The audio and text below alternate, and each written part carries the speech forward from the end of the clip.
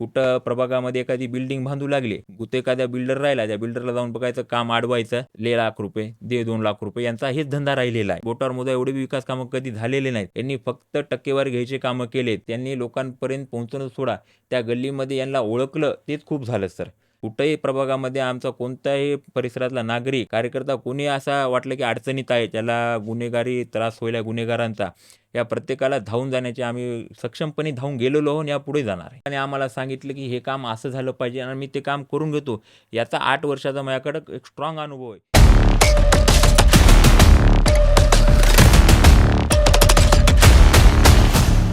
नांदेड महापालिकेच्या निवडणुकांना आपण सामोरे जातो आहोत. सध्या नांदेड शहर हे निवडणुकांच्या पार्श्वभूमीवर आहे, त्या उंबरठ्यावर आहे. सगळीकडे ती एकच चर्चा आहे. अगदी गल्लीपासून ते नांदेड शहराच्या मुख्य वेगवेगळ्या कचेऱ्यांमध्ये, कार्यालयांमध्ये आणि अनेक ठिकाणी निवडणुकीचा विषय सगळीकडे आहे. अनेक लोक आपापल्या पक्षाचं समर्थन करतायत. माझाच उमेदवार कसा श्रेष्ठ हे आपापल्या पद्धतीने ते सांगत आहेत. तर या पार्श्वभूमीवर निवडणुकाला आपण सामोरे जातो आहोत. नमस्कार, मी मुरलीधर हंबर्डे, बोला नांदेडच्या पॉडकास्टमध्ये आपल्या सगळ्यांचं मनपूर्वक स्वागत. आज नांदेड महापालिकेच्या पार्श्वभूमीवरच आज आपल्याकडे या पॉडकास्टमध्ये आपल्यासमोर आहेत योगेश मोतीराम मुंडे, प्रभाग क्रमांक 1B मधून ते शिवसेना शिंदे गटाचे अधिकृत उमेदवार या ठिकाणी आहेत आणि ते निवडणूक लढवत आहेत. योगेश, तुमचं या कार्यक्रमामध्ये मनपूर्वक स्वागत. धन्यवाद सर. आत्ता निवडणुकांना तुम्ही सामोरे जाताय आणि सगळीकडे प्रचाराची रणधुमाळी आहे आणि प्रचार ऐन शिगेला पोहोचलेला आहे. आता सगळीकडे अतिशय गरम असं वातावरण आहे. एकमेकावर आरोप करणे, आपापली शक्ती आजमावणे असं चालू आहे. तुमच्या बाबतीत प्रचार आता कुठल्या पातळीवर चालू आहे? सर, अतिशय ग्राउंड लेवलला व चांगला प्रचार चालू आहे. कारण आम्ही बऱ्यापैकी लोकांना याआधी, आज प्रचार म्हणून आम्ही लोकांना भेटीला जाता, पण त्याआधी आम्ही घर टू घर पहिल्यापासून कामं केलेले गेलेलो. त्यामुळे आम्हाला प्रचारामध्ये नाही का निवांत, आम्हाला कुठंही असं नाही की प्रचार खूप मोठ्या प्रमाणावर चालू आहे आणि लोकांमध्ये खूप चांगला रिस्पॉन्स आहे की आपला हक्काचा माणूस यावेळेस निवडणुकीला थांबलेला आहे. म्हणून आम्ही कुठं निश्चित हा की प्रचार हा एकदम चांगल्या क्वालिटीचा चालू आहे. आनंदाची गोष्ट आहे. तुम्ही सकारात्मक आहात स्वतःबद्दल आणि प्रचार तुमच्या बाजूने आहे. तुम्ही मतदार तुमच्या बाजूने आहेत असं तुम्ही सांगताय. तुम्हाला एक प्रश्न एक थोडासा वेगळा या ठिकाणी सुरुवातीलाच विचारतोय. तुम्ही उच्च शिक्षित आहात, तुम्ही फूड सायन्स केलंय, तुम्ही MBA सुद्धा केलंय. ठरवलं असतं तर खूप मोठ्या ठिकाणी मोठ्या पगाराची नोकरी तुम्हाला मिळू शकली असती, पण जाणीवपूर्वक राजकारणाकडे वळण्यामागे काही विशेष भूमिका? मी लहानपणापासून सर घरीच मला समाजकारणाचं आयुष्य, हे राजकीय घरी वातावरण असल्यामुळं घरी बालकडू भेटले व हे बालकडू घेत असताना मी कॉलेज लाईफमध्ये युवासेनेत काम करायला सुरू केले. युवासेनेत काम करत असताना सामाजिक उपक्रम व लोकांमध्ये जाऊन काम करण्यात यामध्ये इथं मला आवड लागली व मी ॲटोमॅटिकली इकडे ओढल्या गेलो. अच्छा, तुम्ही म्हणताय की लहानपणापासून माझ्या घरी ते वातावरण होतं आणि मी त्याबद्दलच माझा प्रश्न या ठिकाणी आहे. तुमचे वडील जिल्हा प्रमुख आहेत शिवसेनेचे शिंदे गटाचे आणि गेल्या अनेक वर्षांपासून आहे. ते पूर्वी नगरसेवकही होते, लोकप्रतिनिधी या ठिकाणी राहिलेले आहेत. आत्ता तुमच्या विरोधात जे विरोधक आहेत ते अशी चर्चा करतायत किंवा लोकांमध्ये अशी एक चर्चा आहे किंवा जिल्हा प्रमुखांनी आपल्याच मुलाला या ठिकाणी तिकीट दिलं, पुत्रमोह त्यांना या ठिकाणी राखता आला नाही. थोडक्यात नेपोटिझमचा आरोप तुमच्यावर होतो. या सगळ्या आरोपांकडे कसं पाहता? मी काम करत असताना सर, मी 2018ला सर्वप्रथम एक शिवजयंती साजरी करून व रामनवमीनिमित्त मोटरसायकल रॅली व अन्नदान वाटप अशा सामाजिक उपक्रमातून माझी सुरुवात झाली. आज 2018 ते 2025 26 लागलेले या 6 वर्षाच्या कालामध्ये मी अनेक उपक्रम घेऊन काम केलेलं आहे. जसं सांगायला गेलं तर पहिले शिवसेना एकत्र असताना उद्धवसाहेब ठाकरे यांनी आवाहन केलं तर रक्ताचा तुटवडा होता, कडक लॉकडाऊन होतं, कोणी घराच्या बाहेर यायला सुद्धा भिवू लागले. अशा काळामध्ये आम्ही जवळ 200 बॅगचं रक्तदान शिबिर घेऊन तोडा नाक्यावर मोठ्या प्रमाणावर बॅगा उपलब्ध करून घेतल्या.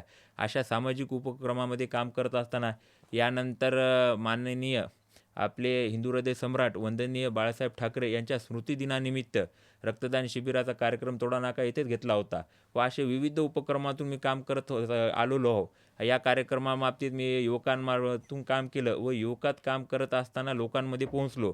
लोकात काम करत असताना माननीय एकनाथ शिंदेसाहेब यांच्या वाढदिवसानिमित्त मी आयुष्यमान भारत कार्डचे शिबिर घेतले. हे कार्ड खूप उपयुक्त आहे. या कार्डाचं सांगायला गेलं सर तर 5 लाख रुपये मदत ही सर्वसामान्य माणसाला आरोग्यासाठी व दवाखान्यासाठी भेटते. ही 5 लाख रुपये म्हणजे जीवनदान देण्याची कामं आहेत. आम्ही जवळजवळ 8 शिबिर प्रभागातल्या विविध नगरामध्ये घेतले. या शिबिराचा फायदा असा झाला की लोकांमध्ये एक तर मदतही झाली आरोग्यासाठी व आम्ही स्वतः लोकांपर्यंत पोहोचलो. जवळजवळ 1200 आरोग्य शिबिराचे आम्ही कार्ड घेतले. आयुष्यमान भारत कार्ड 1200 वाटप केले. काढून दिले. घर टू घर स्वतः वैयक्तिक गल्ली जाऊन, असं नाही की आम्ही बोलून बाहेर घेऊन गेले, घराच्या दरवाजात जाऊन हे आम्ही कामं करून घेतले. व हे कामं करत असताना दुसरे एक उपक्रम झाले. माननीय हेमंतभाऊ पाटील आहेत, आमचे नेते आहे. हेमंतभाऊ पाटील यांच्या वाढदिवसानिमित्त मी एक 4 शिबिर घेतले होते कंटिन्यू आपल्या प्रभागामध्ये. नेत्र तपासणी व चष्मे वाटप. नेत्र तपासणी, वृद्ध लोक खूप आहेत आमच्या प्रभागात, सर्वसामान्य लोक आहेत, त्यांच्या आम्ही घरी जाऊन नेत्र तपासण्या करून घेतल्या. त्यांना लोकांना चष्मे उपलब्ध करून घेतले. असे विविध सामाजिक उपक्रम आम्ही केले व यातून लोकांच्या घरापर्यंत पोहोचलो, लोकांचे कामं करून दिले. हे काम करत करत मला 8 वर्ष झाले. मी विविध उपक्रम घेतलेले आहेत आणि सामाजिक उपक्रम सोडून मी पक्षासाठी बी भरपूर कामं केलेले आहेत. प्रभागामध्ये विविध जागी पक्षाच्या शाखा ओपन करणं असेल व पक्षाचा कोणतीही निवडणूक असेल, या प्रत्येक जबाबदारीमध्ये मी पुढं राहिलेलो. आज बघायला गेलं तर प्रभागातली नागरिकांनी कधी बी, तरुणांनी बी कधी जाऊन तुम्ही विचारलं, तुम्हाला कळून चालेल की शिवसेनेचं नाव घेतलं तर ॲटोमॅटिकली माझं नाव येतेच. तुम्हाला मी तुमच्या प्रभागातल्या प्रश्नांविषयी येतोच आहे, तिकडे काय झाली नाही आणि काय व्हायला पाहिजे याकडे येतोय. पण आत्ता तुम्ही बोलताना असा उल्लेख केलात की मी तरुण आहे आणि तरुणां ज्यावेळी राजकारणात किंवा समाजकारणामध्ये येतात त्यावेळी काम वेगाने होते, असं आपण या ठिकाणी म्हणाला. आत्ता तुम्ही तरुण आहात. मला सांगा, महापालिकेच्या निवडणुकांना सामोरे जात असताना तरुण ज्यावेळी राजकारणात उतरतात किंवा आपले स्थानिकचे प्रश्न सोडवण्यासाठी ज्यावेळी महानगरपालिकेमध्ये तरुण जातात, त्यावेळी तुम्हाला असं वाटतं का की तरुणांची संख्या वाढल्याने काम वेगाने आणि गतीने चांगलं होईल? तरुण म्हणजे एक शक्ती राहते सर. तरुण लोक नाही का, एक त्यांच्यामध्ये त्यांचे शरीर सुदृढ सर आणि ते त्यांच्यात काम करायची क्षमता जास्त राहते. ते काम करताना लोकांपर्यंत जास्त पोहोचू शकतात व 24 तासापैकी होईल तेवढं जास्त वेळ ते लोकांना देऊ शकतात. आम्ही स्वतः काम करत असताना सर कधी थकत नाही. स्वतः आमचा प्रयत्न राहते की लास्टच्या टोकापर्यंत जाऊन आपले कामं करून घ्यावं व लोकांपर्यंत पोहोचावं. हे जे करण्याची क्षमता आहे, तरुणांमध्ये राहते सर. अच्छा. मी तुम्हाला बघाशी जसं म्हणालो की तुमच्या प्रभागातल्या कामांविषयी मी बोलतो आहे. तुम्ही काय करणार आहात याविषयी मी तुम्हाला येणारच आहे त्या प्रश्नाकडे. पण तुमच्याकडे दीपक पाटील अगोदर नगरसेवक प्रतिनिधी होते, त्यांच्या मातोश्री या ठिकाणी नगरसेविका होत्या. कुठली कामं प्रभागामध्ये आहेत की इतक्या वर्षामध्ये व्हायला पाहिजे होती, जी झाली नाहीत, प्रलंबित प्रश्न आहेत किंवा जी झालीच नाही त्याच्याकडे लक्ष देणं, अशा कुठल्या कुठल्या समस्या आहेत तुमच्या प्रभागात? प्रभागामध्ये प्रमुख समस्या म्हणजे सर आपल्या इथं स्वच्छतेची आहे. नगरसेवकाचं एक सर्वात मोठं काम राहते की प्रभागाची स्वच्छता राखणं, घरपर्यंत घंटागाडी जाऊ देणं. यांनी कधी त्या घंटागाडीकडे लक्ष दिलं नाही. फक्त त्या प्रत्येक घरावर स्कॅनर लावलेत. हे घंटागाडीवाले लोक काय करतात, जाणार आणि त्या स्कॅनरची फोटो काढून आणणार. ह्याच्या पलीकडे यांचं स्वच्छतेवर कधी काम नाही. आणि राहिला विकास कामाचा विषय, तर जे पूर्वी नगरसेवक होते यांच्यामार्फत नाव घ्यावं एवढे बी, 4 यांनी बोटावर मोजा एवढे बी विकास कामं कधी झालेले नाहीत. यांनी फक्त टक्केवारी घ्यायचे कामं केलेत. कुठं प्रभागामध्ये एखादी बिल्डिंग बांधू लागले, एखादा बिल्डर राहिला, त्या बिल्डरला जाऊन बघायचं, काम अडवायचं, ले ₹1,00,000 दे ₹2,00,000, यांचा हेच धंदा राहिलेला आहे. याच्या पलीकडे जाऊन जर सांगायला गेलं तर यांनी स्वतःचे घरं भरण्याशिवाय व वैयक्तिक स्वतःच्या, एक जास्त बोलत नाही मी, जसं की तुम्ही नाव घेतलं की तुमच्या विरुद्ध दीपक पाटील हे भाजपकडून उमेदवार आहे. हे मुळात तर भाजपचे नाहीत, पण त्यांच्या स्वतःच्या घरापुढं यांच्यानं रोड करणं झाला नाही. त्या गल्लीचा जर तुम्ही जाऊन बघल्या त्यांच्या घरापुढं तर पुरे खड्डे आहेत आणि त्यांच्या घरापुढं लाईट लावण्याचे काम, व साधे लाईट नाही तर डेकोरेटिव्ह लाईट, ज्यानं करून गल्लीचा परिसर सुशोभित दिसावं, हे काम आमच्या मार्फत कोणत्या पदावर नसताना केले.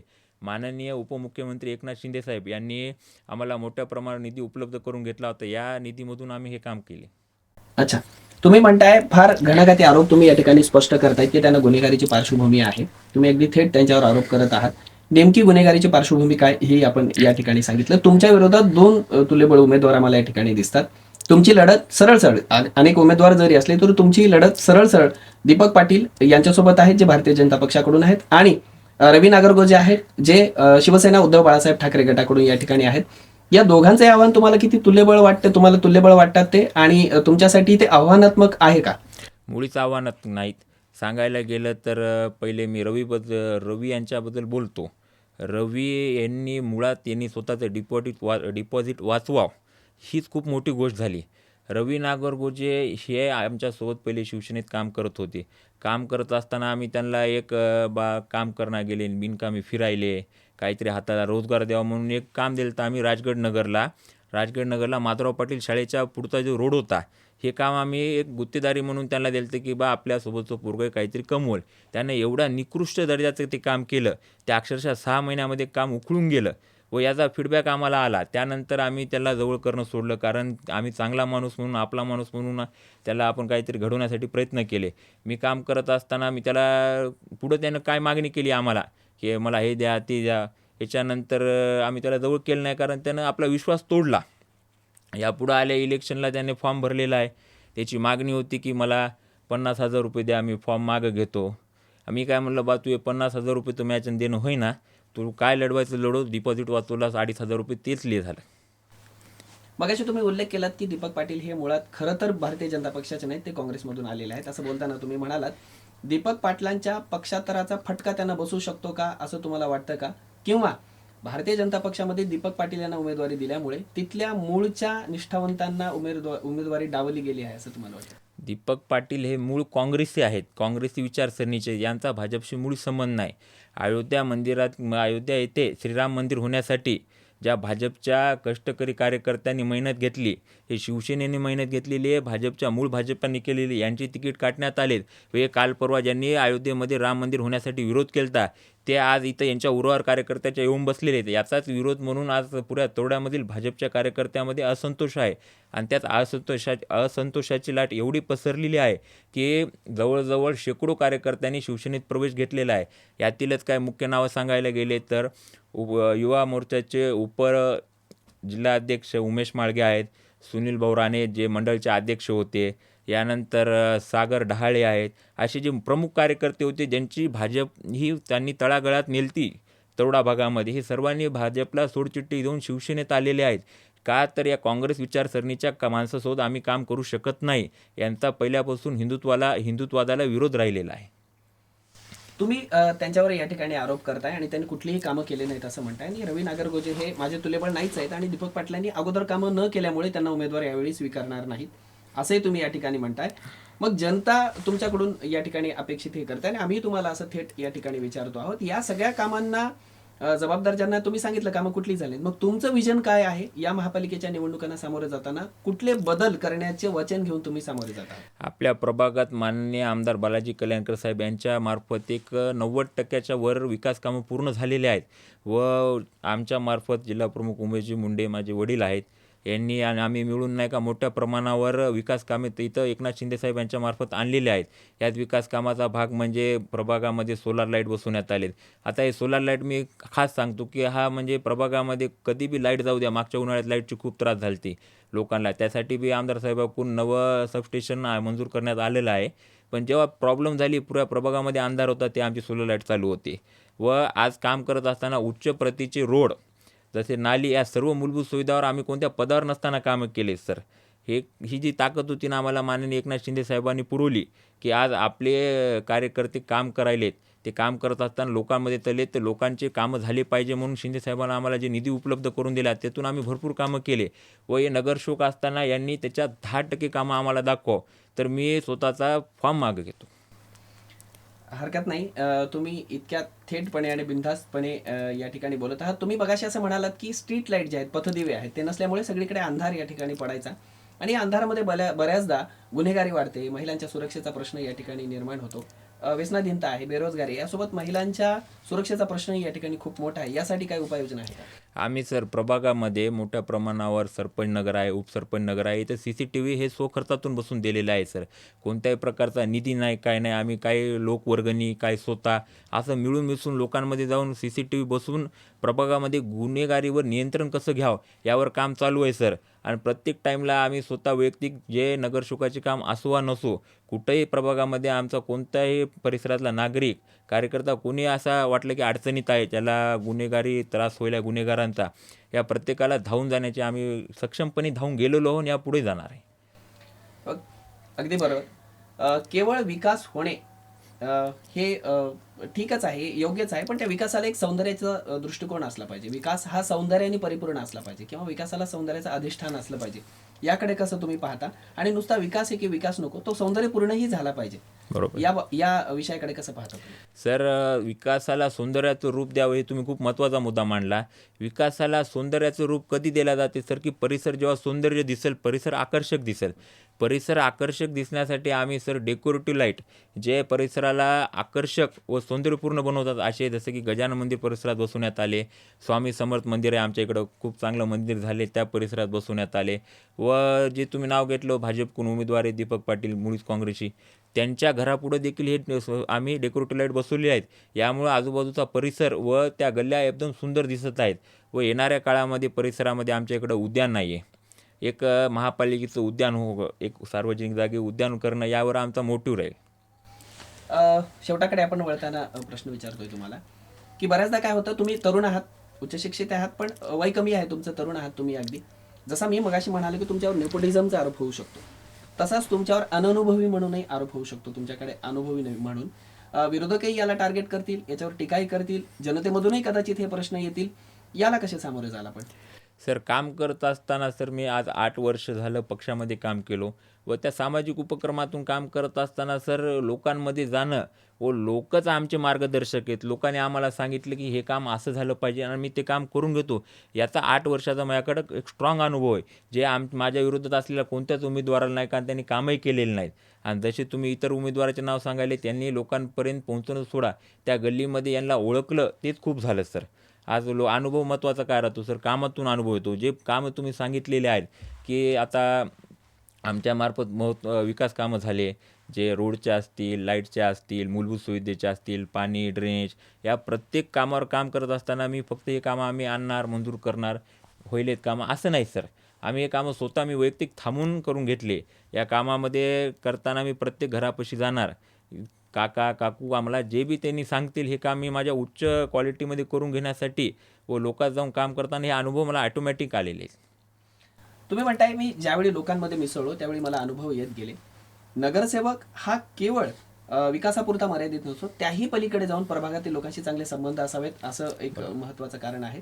तुमच्या घरी लहानपणापासून तुम्ही म्हणताय की वडील राजकारणात आणि समाजकारणात असल्यामुळे लोकांची एक चांगली नाळ जुळत गेली आणि लहानपणापासून तुम्ही ते पाहिलं असंही म्हणताय. तर तुम्ही लहानपणापासून लोकांशी जो संपर्क बनवत गेलात, समाजकारण करत गेलात, त्या ओळखींचा, लोकांमध्ये असलेल्या तुमच्या प्रतिमेचा कितपत आत्ता फायदा होतो आहे या निवडणुकीत? सर, मुळात आम्ही शिवसैनिक एक शिवसैनिक काय राहतो, डाऊन टू अर्थ, लोकांच्या अडीअडचणीमध्ये सामावल्या जाणारा, लोकांचं सुख असो की दुःख असो, प्रत्येक गोष्टीला धावून जाणारा हा शिवसैनिक असतो. हे सर्व लोकांना माहीत. आम्ही प्रभागामध्ये कोणत्या गल्लीमध्ये कुठे अडचण असली की पहिले लोकांना फॉर्म येते, आम्ही कोणत्या पदावर असो वा नसो, एखाद्या संवैधानिक पदावर नसताना बी त्या असलेल्या नगरसेवकापेक्षा पहिले आम्हाला लोकांनी सुख असो दुःख असो बोलवलेले आहे. आम्ही जाऊन स्वतः काम केलेले आहेत. आम्ही अडचणी असेल त्यांच्या प्रत्येक अडचणीला फेस करून स्वतः साथ दिलेली आहे. त्या लोकात काम करत असताना लोक काय म्हणतात की उमेदवार नाही तर आपल्या हक्काचा घरचा मुलगा आहे व या मुलासाठी आपल्याला उभं टाकावं लागेल. आमचे प्रचारक म्हणजे स्वतः गल्लीतले आणि परिसरातले प्रभागातले नागरिक आहेत. लहानपणापासून तुम्ही त्या प्रभागामध्ये वाढलेला आहात, तुम्हाला तिथल्या प्रश्नांची या ठिकाणी जाणीव आहे आणि ते सोडवण्यासाठी तुम्ही तत्पर आहात, असं तुम्ही या ठिकाणी म्हणताय. विरोधकही हेच म्हणतात की आम्ही इथलेच रहिवासी आहोत म्हणून. पण त्याच्याही पलीकडे जाऊन एक विकासाची तुमच्याकडे दृष्टी आहे. कमी वय असलं तरी, अनुभव कमी असला तरी तुम्ही म्हणताय की सामाजिक कार्याचा अनुभव माझा खूप वर्षांचा आहे, त्यामुळे मला अनुभव तो येत गेलाय. तर इतर लोकांपेक्षा विकासासाठी तुम्ही सक्षम आहात, असं शेवटी तुम्हाला विचारतोय, काय सांगाल? सर, सांगायला गेलं तर इतर लोकांनी काम करायची टेक्निक अशी आहे की लोकांमध्ये जाऊन स्वतः काम करून घेण्यासाठी स्वतः जाणं, काम करणं हे महत्त्वाचं राहते, पण त्या कामापेक्षा महत्त्वाचं काय राहते ते स्वतः जाऊन थांबून करून घेणं, लोकांमध्ये पोहोचणं. लोक काय अनुभवत, आज गल्लीमध्ये सर साधा लाईट लागायला आहे, खराब झालेला रिपेअर व्हायला आहे, तर लाईटची दिशा कोणत्या साईडला असायला पाहिजे हे त्या माणसानं स्वतः जाऊन नगरसेवकांना थांबून करून घेणं गरजेचं आहे. आणि हे कामं आम्ही करतो सर. हे काम करत असताना आम्हाला कळते की लाईट लागायला रिपेअर होईल आहे, पण ते लाईट जर तुम्ही एखाद्या घराकडे तोंड करून ठेवला तर त्याचा लोकांना उपयोग काय होणार? एखाद्या गल्लीत समजा सार्वजनिक कार्यक्रम आहे, त्या कार्यक्रमामध्ये आपण चालल्या तर तिथं काय उपलब्ध पाहिजे, पाण्याचा प्रश्न आहे, पाणी आपण चालू करायला सकाळी उठून मॅसेज टाकायला इथपर्यंत नाही, ते पाणी आले तर त्या घरापर्यंत पाणी पोहोचलेलं आहे की नाही, प्रभागातल्या प्रत्येक घर टू घर पाणी चालले की नाही, हे आपण जाऊन विचारणं गरजेचं आहे आणि ते आम्ही काम करता सर. आज पाण्याचा दिवस राहिला, आम्ही प्रत्येक प्रभागात त्या त्या एरियामध्ये आम्ही फिरता, लोकांच्या समस्या जाणून घेता. काही जागी समजा पाण्याचा प्रश्न असा झाला की मोटर जास्त चालू असल्या तर खालच्या प्रभागातील पुढील लोकांना पाणी जात नाही नगरामध्ये. तर आम्ही टाईम मॅनेजमेंट करून घ्या सर, की 12 वाजता इथं पाणी, 2 वाजता इथं पाणी, 3 वाजता इथं पाणी. एखाद्या जागी आपल्या इकडं खूप कर्मचारी व शासकीय काम करणारे लोक आहेत जे दिवसभर ड्युटीला राहतात. त्या लोकांचा विषय असा राहते की त्यांना सकाळी किंवा संध्याकाळी दोनच टाईम उपलब्ध राहतो, जेणेकरून ते पाणी भरून घेऊ शकतील व इतर कामं करतील घरचे.